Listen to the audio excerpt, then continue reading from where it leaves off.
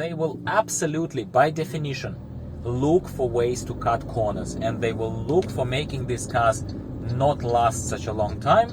So they are making cars cheaply in terms of they are not over investing into manufacturing of each instance of each unit. Are these cars really not meant to last that long? And what is that hypothetical, obviously no one is going to tell us, but what is that hypothetical shelf life and hypothetical life that they put into these vehicles?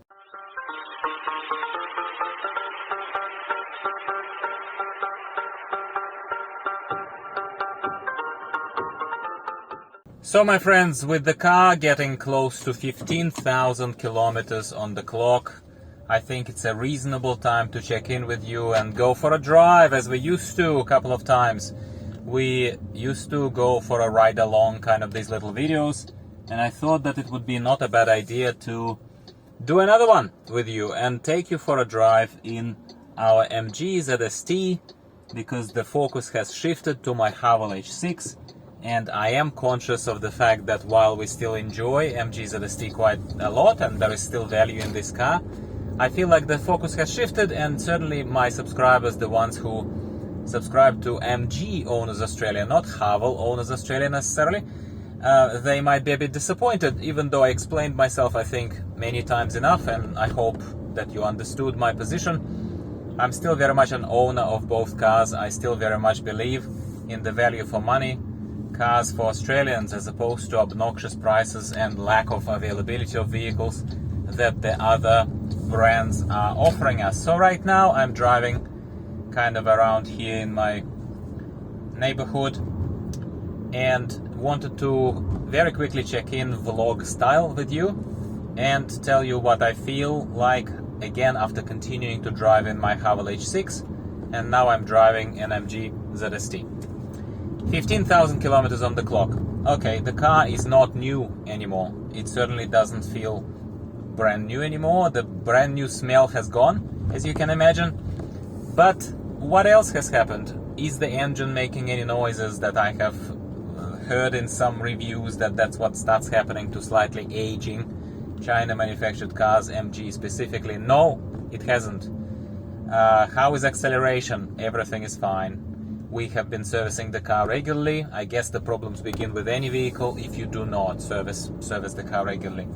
How does it respond to steering and any other kind of stuff, suspension, any of the kind of stuff? Same as I always remember it to be doing it. Like I do not see any difference. I do not see any difference. It holds the lane, stay in a stable way. Nothing is rattly inside of the cabin. Nothing is rattly here in this plastic. Nothing is rattly anywhere. It's still same old good ZST. And I suppose people who have been in automotive industry for a while or who owned a lot of cars, they would say, well, in all honesty, Dimitri, what did you expect? 15,000 kilometers on the clock is not that massive for a car. And I agree with you. It's not. But you know, like, again, I hate to bring that card all the time, but I know that that's what bothers a lot of potential buyers of these vehicles. China made always has been associated with lower quality. And of course, we understand that even commercially, if a car is manufactured in China, and these cars are not manufactured in China, by the way, or for China for that matter, so that's a big and important point to call out here. But for cars manufactured by Chinese companies, I've been watching quite a lot of videos of people in Russia, people in Eastern Europe, other countries such as Ukraine, before, you know, all the conflict there started happening. I was watching a lot of people who are analyzing the cars and other kind of stuff similar to me, private owners, people who run taxi fleet, other kind of people. What do they say? What do they point out? And there are a few very interesting things that they say. Among those things, because they have been exposed there in Europe to China-made cars such as Haval, made like Haval brand, not MG so much. I don't think they have MG there, by the way. But anyway, what they say is, if the car is made in China, especially if it's made for Chinese market, even as a model, I'm not saying that this exact car, but you know what I'm saying. It means that they are producing these cars in massive amounts for the Chinese population, because the country is obviously a lot more populated than, say, Australia, understandably so, but that also has a certain commercial element to it.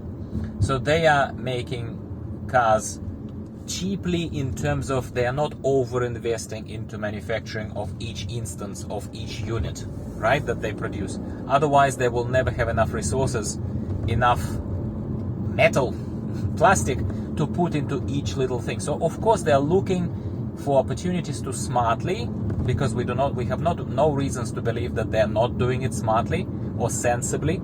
They are looking for the ways to sensibly cut the cost and increase the production volume, to win by volume, right? And also there was an interesting opinion, which I do not know if I fully share, but I guess there is sense in it, and tell me in the comments down below if you agree with me or disagree. So this second point about China-made cars was that they probably, because they're producing cars in such massive bulk, they are kind of not expecting these cars to last a very long time. I don't know, honestly, if one leads to another necessarily, but for some reason, someone who is kind of looking at it in a fairly transactional, I would say borderline cynical way, an overseas reviewer of cars, that I watch for perspective, because only watching Australian reviewers, all they do is touch plastic and tell you that it's nice or it's not nice. It's completely a waste of time, Australian car reviews, separate thing, right? So yeah, so these two things. So first of all, cars are produced in massive amounts. So if it's a known car, such as H6, Haval H6, let's say, as a model, or MG, I think, is being acquired from overseas, and I think it's being produced for overseas. I don't think it's being produced for internal market in China. Correct me if I'm wrong. I'd be happy to stand corrected, but I have no reason to believe that MGs are produced for China. But this is the perspective. So all in all, what I'm getting to is that statistically and by ownership of the brand, it looks like SAIC Motor Group that owns MG sub-brand and LDV sub-brand, by the way, while we talk about it, they will absolutely, by definition, look for ways to cut corners, and they will look for making these cars not last such a long time and be not overusing or overspending, let's call it that way, nicely, extra materials, extra metal, extra whatever goes into the car. I guess there is sense in it. And coming back to the age of this vehicle, of course 15,000 kilometers is still not a very groundbreaking number, and maybe it's too early for us to judge. Once the car reaches 50,000 kilometers, 100,000 kilometers, then we'll see where the metal was thin, yeah? Put bluntly. Plus, additionally, luckily in Australia, these, let's call them cheaper brands, they are quite lucky in terms of that we only have generally good weather. Yes, there is wet season, sometimes we get quite a lot of rain, weeks of rain, that's probably the worst part of it all. But overall, at least we don't have snow, we don't have any real reasons for these cars to rust, we don't have any really hard weather test conditions that would have anything to do with these vehicles. But overall, what can I say to you, my friends? This ended up being a little bit ranty, and I'm going to be parking right now, so I apologize for a little bit of a distraction. I pay attention to the road and to all the signals that I need to be attending to. But I guess I just wanted to, first of all, share with you this finding of people saying that, hey, these are cheaper vehicles, and they're cheaper vehicles commercially for a reason, right? You can hear all the bleeping and stuff, all in real time, my friends. That's how you go for a drive with me. You get all the things legit, real experience that the car gives you. That was not the best packing. I'm not very proud of it, but it will do for now. So there you go, my friends. So 15,000 kilometers on the clock. Still enjoy driving this car. Have been reading more and more about Chinese owned and made cars being on the cheaper side than the others. We always knew that, but now I suppose I'm starting to quantify it, and I'm starting to pay attention and do proper research into it. Are these cars really not meant to last that long? And what is that hypothetical, obviously no one is going to tell us, but what is that hypothetical shelf life and hypothetical life that they put into these vehicles? Some reviewers, I watched some channels that are absolutely brilliant Russian-speaking channels that are taking the cars apart, and what they also say is rather cynically, let's call it for what it is, what they say on top of what I already said. They say, well, here is how they learned to make cars for mass market. They make a reasonably nice interior, and then everything else, what goes into these doors, things like, they pay attention to things like passive defense layers in case you get side hit.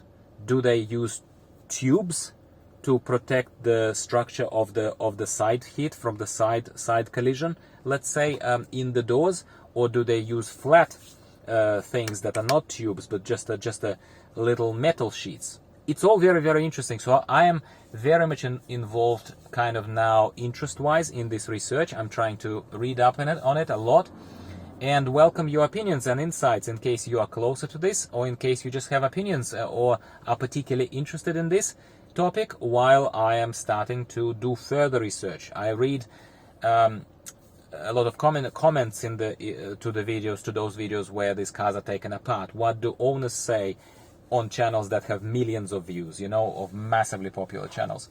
But overall, so far so good, my friends, is all I can say. So far so good. This car is doing what it's supposed to be doing, I assume, by design and whatever, at 15,000 kilometers. So if you're still planning to buy MG ZST, it still has a rubbish infotainment system, because I am unaware of any software updates being rolled out across Australia still at the very, very, very tail end of 2022. Let me know if I missed something, but there was certainly no communications from MG. But other than that, reasonably happy still. So thank you very much for tuning in and coming along for this little drive that I needed to do anyway, but I thought I'll combine business and pleasure, as they say. Hope you enjoyed this. Please give me a like if you did, because I'm trying to also create a bit of a variety of content and give you sometimes a different perspective on my car ownership experience and commentary, and what thoughts kind of come to my mind. And like the video so that more people can like it if you liked it, and subscribe for more from me. More videos are coming from you like clockwork every week. Talk to you next time. Bye for now.